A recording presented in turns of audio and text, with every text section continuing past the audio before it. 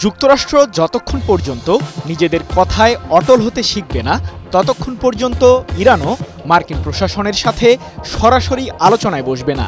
White হাউসের উদ্দেশ্যে এমনই বার্তা বিভিন্ন সময় দিয়ে আসছেন ইরানের সর্বোচ্চ ধর্মীয় নেতা আয়াতুল্লাহ আলী খামেনি থেকে শুরু করে দেশটির জ্যেষ্ঠ সামরিক কর্মকর্তারা। ইরানের পারমাণবিক ইস্যুতে যুক্তরাষ্ট্রের সাথে এরই মধ্যে শেষ হয়েছে 2 দফার পরোক্ষ আলোচনা, যেখানে ওমানের পররাষ্ট্রমন্ত্রী বদর বিন হামাদ আল বুসাইদি মধ্যস্থতাকারীর ভূমিকা পালন করেছেন।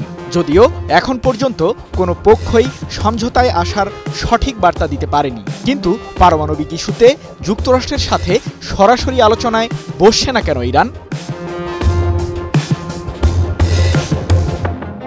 মার্কিন প্রশাসনের সাথে পারমাণবিক ইস্যুতে সরাসরি আলোচনার সম্ভাবনা উড়িয়ে দিয়ে সম্প্রতি ইরানের প্রেসিডেন্ট মাসুদ পেজেশকিয়ান বলেছেন, যুক্তরাষ্ট্র প্রতিশ্রুতি রক্ষা করে না। মার্কিন প্রশাসন যদি তাদের ভুলগুলো সংশোধন করে, তাহলে তাদের সাথে ইরানের আস্থা পুনর্বিবেচনা করা হবে। তবে পারমাণবিক ইস্যুতে এই মুহূর্তে পরোক্ষ আলোচনায় আগ্রহী ইরান। 30 মার্চ এক প্রতিবেদনে এমনটি জানিয়েছে মধ্যপ্রাচ্য ভিত্তিক সংবাদ মাধ্যম তাসনিম নিউজ এজেন্সি।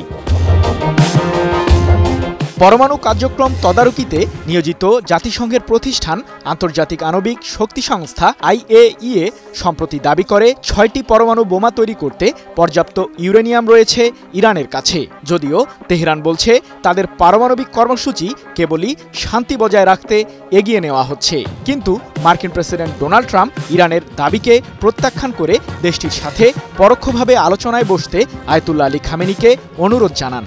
অন্যথায় তেহরান জুড়ে বোমাবর্ষণের হুমকিও দেন ট্রাম্প। গত 12 এপ্রিল ওমানের রাজধানী মাস্কাটে এবং 19 এপ্রিল ইতালির রাজধানী রোমে অনুষ্ঠিত হয়েছে ইরানের পারমাণবিক কর্মসূচি ও মার্কিন নিষেধাজ্ঞা প্রত্যাহার প্রসঙ্গে তেহরান বনাম হোয়াইট হাউসের পরোক্ষ আলোচনা। এ সময় ইরানের প্রতিনিধি দলের নেতৃত্বে ছিলেন দেশটির পররাষ্ট্রমন্ত্রী আব্বাস আরাকচি। অন্যদিকে মার্কিন প্রতিনিধি দলের প্রধান হিসেবে দায়িত্ব পালন করেন মধ্যপ্রাচ্যে নিযুক্ত যুক্তরাষ্ট্রের বিশেষ দূত স্টিভ উইটকফ।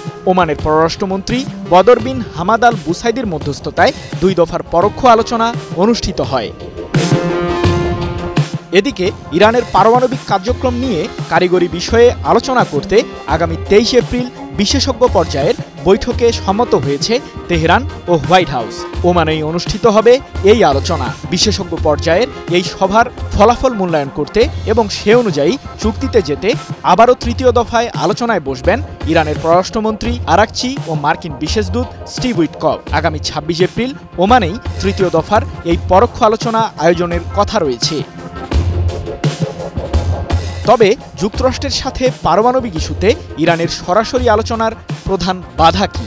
এমন প্রশ্নের উত্তর খুঁজতে ফিরে যেতে হবে মার্কিন প্রশাসনের সাথে 2015 সালে হওয়া ইরানের পরমাণু চুক্তির দিকে। 2013 থেকে 2015 সালের জুলাই পর্যন্ত কয়েক দফায় সরাসরি আলোচনায় বসে ইরান ও যুক্তরাষ্ট্র। তৎকালীন মার্কিন পররাষ্ট্রমন্ত্রী জন ক্যারি ও ইরানের সাবেক পররাষ্ট্রমন্ত্রী মোহাম্মদ জাভেদ জারিফের মধ্যে দ্বিপাক্ষিক বৈঠক অনুষ্ঠিত হয় বেশ কয়েকবার। 2 দেশের শীর্ষ কূটনৈতিক পর্যায়ের এসব আলোচনা সুইজারল্যান্ড ও ফ্রান্সের বিভিন্ন শহরে অনুষ্ঠিত হয়। এসব বৈঠকে যুক্তরাষ্ট্রের পাশাপাশি অংশ নেয় ব্রিটেন, ফ্রান্স, রাশিয়া, চীন ও জার্মানি সহ ইউরোপীয় ইউনিয়ন। অবশেষে প্রায় 20 মাসের টানা বৈঠকের পর 2015 সালের 14 জুলাই অস্ট্রিয়ার রাজধানী ভিয়েনাতে সই হয় joint comprehensive plan of action চুক্তি, যার মাধ্যমে ইরানের প্রতি জারি করা মার্কিন নিষেধাজ্ঞা প্রত্যাহার করে নেয় যুক্তরাষ্ট্র। প্রাণ সসের মাখামাখি টেস্ট নুডলসকে করে তোলে আরো ইয়ামি, আরো জোস। প্রাণ সসের পাশাপাশি ইরানকেও তাদের পারমাণবিক কর্মসূচি সীমিত করতে হয়। কিন্তু ডোনাল্ড ট্রাম্প মার্কিন প্রেসিডেন্ট হিসেবে 2017 সালে প্রথমবার হোয়াইট হাউসের দায়িত্ব নিলে বিপত্তি বাধে ইরানের সাথে যুক্তরাষ্ট্রের কূটনৈতিক সম্পর্কে। মার্কিন শাসকের অভিযোগ, বিশ্ববাজারে জ্বালানি তেল রপ্তানির মাধ্যমে ক্ষেপণাস্ত্র ও পারমাণবিক কর্মসূচি এগিয়ে নিচ্ছে তেহরান। তাই 2018 সালের মে মাসে এক প্রকার অজুহাতে joint comprehensive plan of action চুক্তি থেকে বের হয়ে আসে যুক্তরাষ্ট্র।